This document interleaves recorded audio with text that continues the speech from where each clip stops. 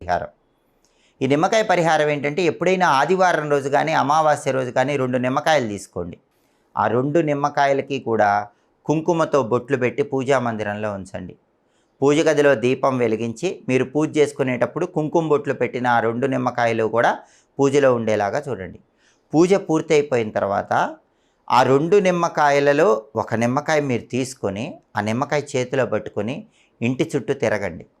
ఇంటి చుట్టూ తిరగటం వీలు కాదనుకోండి, అటువంటప్పుడు ఆ నిమ్మకాయ చేతిలో పట్టుకొని మీ చుట్టూ మీరు తిరగండి. అంటే ఆత్మ ప్రదక్షిణ చేయండి. ఆత్మ ప్రదక్షిణ అంటే మన చుట్టూ మనం తిరగటం. 3 సార్లు మన చుట్టూ మనం తిరగటం ఆత్మ ప్రదక్షిణ అంటారు. అలా తిరిగిన తర్వాత ఆ నిమ్మకాయ తీసుకొని ఆదివారం కానీ అమావాస్య కానీ రాత్రిపూట జనసంచారం లేని ప్రదేశంలో 4 రోడ్ల కూడలిలో ఆ నిమ్మకాయ 4 ముక్కలుగా కోసి ఒక్కొక్క ముక్క ఒక్కొక్క దిక్కు వైపు విసిరేయండి. తూర్పు, పడమర, ఉత్తరం, దక్షిణం.